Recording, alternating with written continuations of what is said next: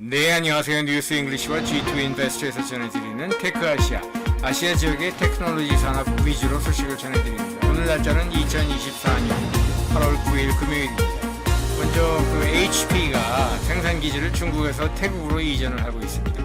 독일 네덜란드계 반도체 회사죠. 인피니온이 말레이시아에 실리콘 카바이드 반도체 투자를 크게 늘리고 있습니다. 그리고 미국 대통령 선거를 앞두고 실리콘밸리 그리고 월스트리트까지 지금 해리스 후보를 지지하는 진영과 트럼프 후보를 지지하는 진영으로 나뉘고 있습니다. 중국 기업이죠. 틱톡 바이트댄스가 미국에서 아동보호법을 위반한 것으로 좀 새로운 민사소송에 지금 휘말리고 있습니다.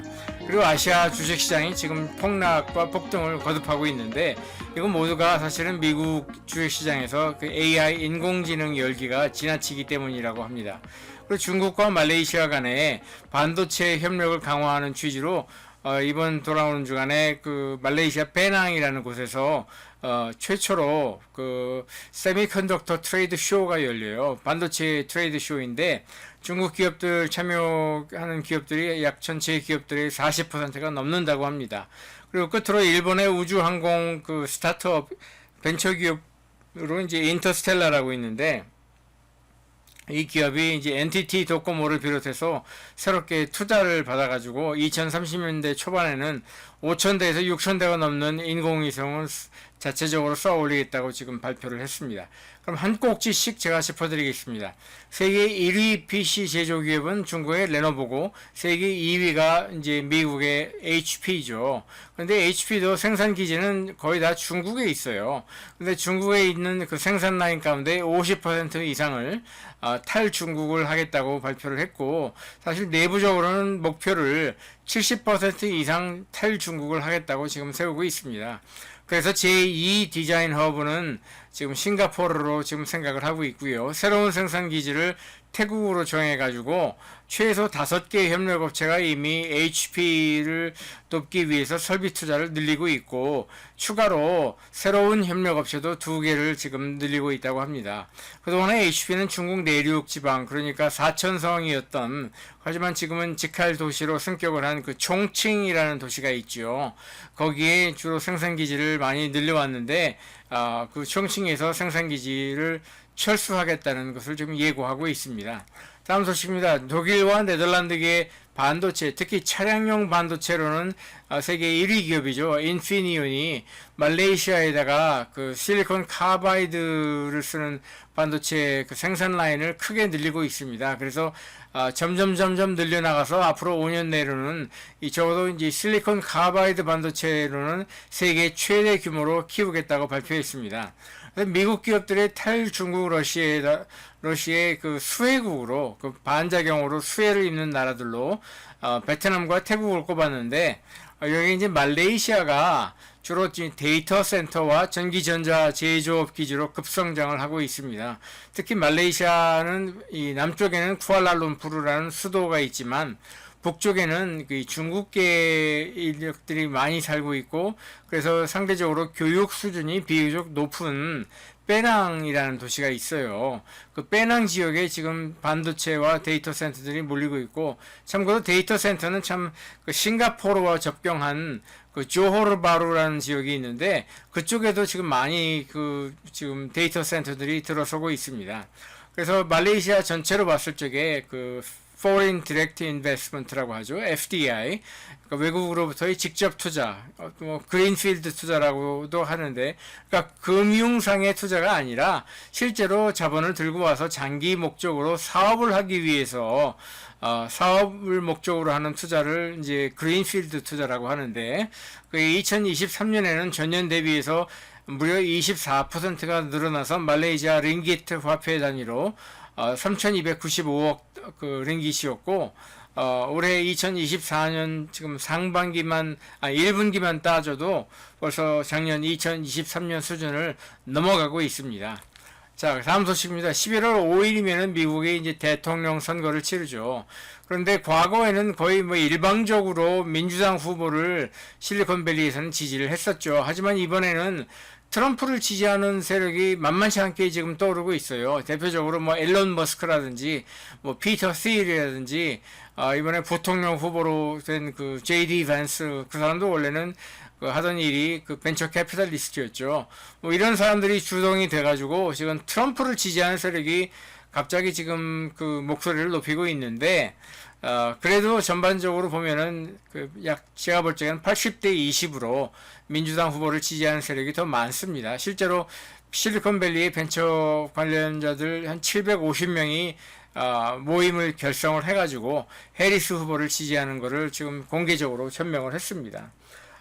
그랬을 적에 이제 실리콘밸리뿐만 아니라 월스트리트에서도 주로 이제 프라이빗 에퀴티, 사모펀드 그 중심으로 트럼프를 지지하는 사람들이 나타나고 있어요. 그래서 대표적으로 빌 에크만이라든지 뭐 스티븐 슈워츠만, 이 사람은 블랙스톤 창업자이죠.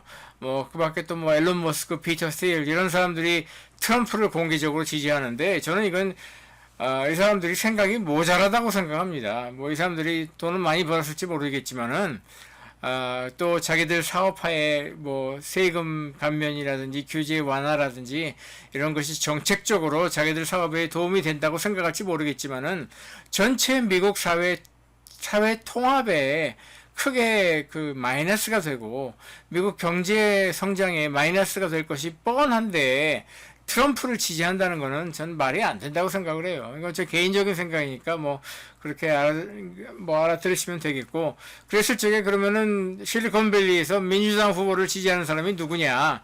뭐 리드 호프만이라고, 이 사람은 그 링크드인을 창업을 해가지고 마이크로소프트에 팔았던 사람이고, 리드 헤이스팅스라는 사람은 이제 그 넷플릭스를 창업한 사람이고, 비노드 코슬라라는 사람은 원래 그 벤처 캐피탈로 유명한 그 인도계 미국인이죠. 그리고 로렌 잡스라고 여기 사진에서 왼쪽에서 세 번째 사람입니다. 그 스티브 잡스의 미망인이죠. 그리고 이제 멜린다 게이츠라고 이번 이제 오른쪽에서 세 번째 여자분이죠. 저는 이제 빌 게이츠의 와 이제 부인을 오래 했다가 최근에 이제 이혼한 사람이고, 그리고 결정적으로 빌 게이츠와 워런 버핏 이 양대 거인이 지금은 뭐 이 사람들은 자기들이 누구를 지지한다고 공개적으로 뭐 표명은 하지 않고 있지만, 이 사람들의 평소 활동이나 평소 그 언행을 봤을 적에는 뭐 민주당 후보를 지지하는 게 틀림없다고 저는 생각을 합니다. 아무튼 지금 근데 미국 대선 이야기를 잠깐 하자면은, 저 역시 한 최근까지 트럼프가 이길 것이 확실하다고 생각을 했는데 지금 기류가 좀 바뀌고 있어요. 특히 민주당 부통령 후보로 그 팀 월츠라고 미네소타 주지사가 지금 등장하지 않았습니까? 이 사람은 대통령 선거에서 부통령 후보의 역할은 크지 않아요.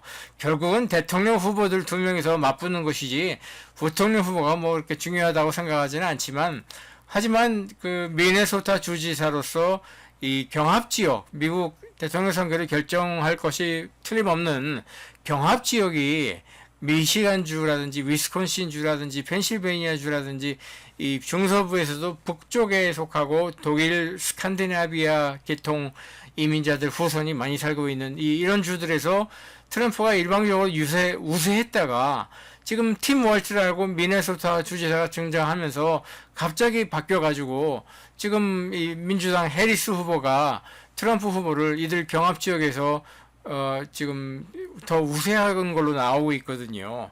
그랬을 적에 그러면 나머지 경합주들, 노스캐롤라이나 주라든가 조지아주 같은 미국의 남부에 있는 주들, 또 미국 그 서부는 아니지만 서부에 가까운 그 아리조나주라든지 네바다주 이런 데는 굉장히 지금 좁은 표 차이로 트럼프가 앞서고 있거든요. 그러니까 이 경합주에서 어떻게 될지는 점점점 더 지금 알 수 없는 미궁 속으로 미국 대통령 선거는 빠져들고 있습니다.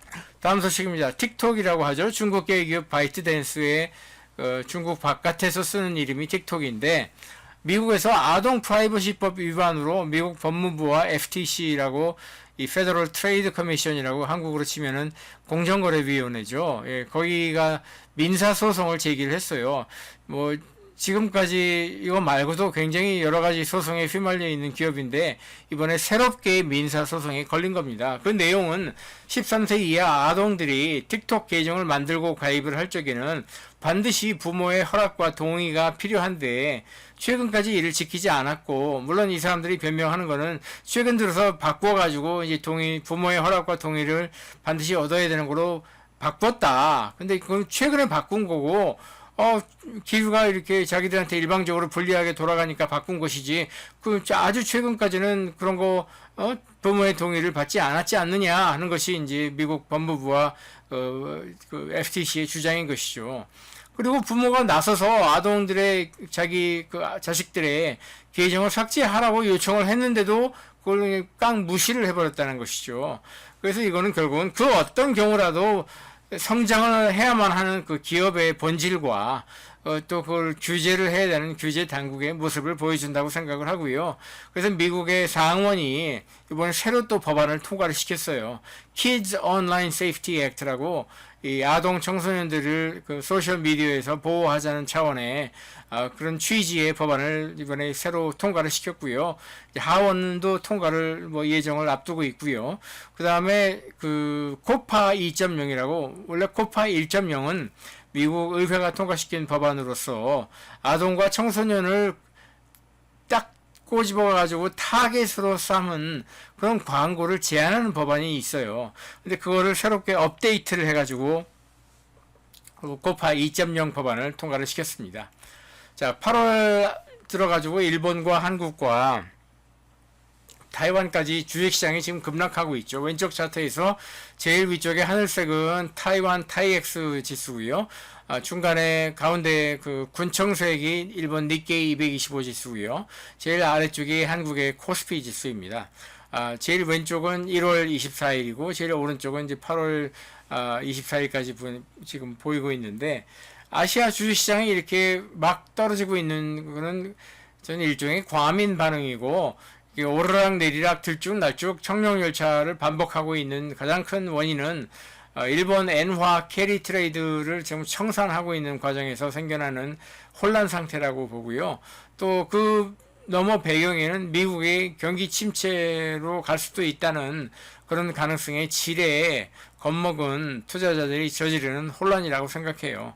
제가 이 동영상 말고 글로벌 투자라는 또 다른 동영상에서도 자세하게 이렇게 설명을 드린 바 있지만은, 이거는 그동안에 자기들이 마구잡이로 돈을 빌려다가 미국 시장에 투자를 했는데, 그렇게 마구잡이로 투자한 게 혹시나 잘못되면 어떡하나, 그러니까 굉장히 저금리 환경에서 아주 쉽게 자금을 조달을 해서 아주 고수익 그 투자 상품인 주로 미국의 나스닥, 그 중에서도 빅테크에 투자를 했는데, 그게 미국 경기 침체나 AI 인공지능 거품이 꺼지면서 갑자기 그게 물거품이 되면 어떡하나, 노심초사하는 이 사람들이 일종의 나쁜 짓을 저지르고 들키면 어떡하나, 아니면 자기가 그걸 어떤 투자 수익을 얻을 만한 그런 노력을 하지 않았는데 굉장히 럭키했는데 그 럭키한 것이 물거품이 되면 어떡하나, 이렇게 지레 겁먹은 투자자들이 지금 그 투자를 거둬들이고 있기 때문에 일어나는 혼란 상태라고 저는 봅니다.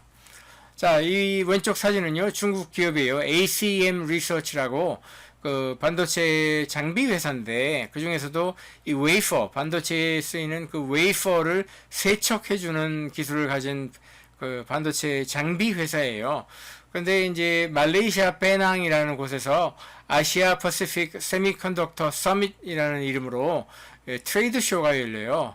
그래서 이제 말이 아시아 퍼시픽이지 사실은 중국의 반도체 그 소재와 장비 기업들 포함해서 중국 반도체 장비사들을 대거 초청을 해가지고 말레이시아 정부가 우리 같이 지금 일을 도모해보자 하는 그런 차원에서 열리는 쇼입니다.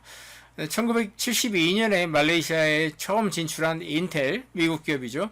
인텔을 시작으로 지금 텍사스 인스트루먼트도 미국계 반도체 기업들이 말레이시아 페낭에 투자를 하고 있는데, 이제 이미 페낭이라는 곳이 아시아의 실리콘밸리다 할 정도로 반도체 기업들이 많이 들어가 있거든요. 물론 주로 뭐 테스팅이라든지 패키징이라든지 이쪽 분야이지만 아무튼 이미 그 인력 베이스가 있고 굉장히 좋은 그 인프라가 깔려 있기 때문에 여기에다가 자기들도 투자를 얹어보겠다는 중국 기업들이 지금 투자하겠다고 의사를 밝히고 있고, 거기에 이제 한술 더 떠서 말레이시아 정부가 약 56억 달러, 미국 달러에 해당하는 지원을 약속을 하고 있습니다. 마지막 소식입니다. 일본의 우주항공 스타트업 가운데 인터스텔라 테크놀로지스라는 기업이 있어요. 이게 이제 NTT 도코모라는 그 일본 국영 통신 회사죠. 그리고 SBI라고 한국에도 들어와 있는 그 일본의 그 금융기관, 그러니까 제2금융권의 금융기관, 그다음에 레소나뱅크라는 소형은행까지 새롭게 여기에다가 31억 엔을 투자를 지금 했습니다. 그래서 이 기업이 목표로 하고 있는 것은 인공위성과 로켓 발사를 이제 수직 통합을 해서 같이 하겠다는 것이고, 2030년대 초반이면은 이제 수천 기, 약 5천 기에 달하는 인공위성을 자체 제작한 로켓으로 발사를 해서 통신위성 목적으로 운영을 하고, 특히 NTT 도코모가 지금 준비하고 있는 6G라든지 IOWN이라고 또 있어요. 이게 Innovative Optical and Wireless Network의 준말인데, 이게 NTT 도코모가 자체적 기술로 이제 개발하고 있는 차세대 통신 고용량 고역대 통신 기술이에요. 그래서 그 기술에 이 인공위성들을 투입을 하겠다고 지금 벼르고 있습니다. 자, 진짜 마지막 소식인데, 중국이 이른바 인터넷 ID, 그러니까 인터넷 신분증을 도입한다고 이번 주 중국 휴양지죠. 공산당 고위 간부들이 여름 휴가철에 단체로 몰려가서 보내는 베이다이허라는 곳이 있는데, 거기서 회의를 하는 도중에 인터넷 신분증을 도입한다고 발표를 했습니다. 그래서 개인 고유 번호로 인터넷에서 신분증 역할을 하게 하고 중국 공산당의 통제를 강화하는 수단으로 쓰일 것이 너무도 뻔합니다. 왜 이렇게 가는지, 뭐든지 자기들이 직접적으로 통제하지 않고 감시하지 않으면은 안심이 안 되는 거죠, 한마디로. 자, 여기까지 이제 왼쪽에 보이는 대로 다양한 주제를 가지고 오늘은 이제 테크 아시아라는 주제를 가지고 제가 동영상을 만들었고요. 그 밖에도 다양한 주제로 동영상을 만들고 있고, 오른쪽에 보이는 것처럼 또 다양한 소셜미디어 채널로 여러분들에게 유익하고 저에게도 도움이 되는 내용을 공급하고 있으니까 널리 알려주시면 대단히 고맙겠습니다. 그럼 다음 주에 또 테크 아시아 주제를 가지고 찾아뵙겠습니다. 고맙습니다.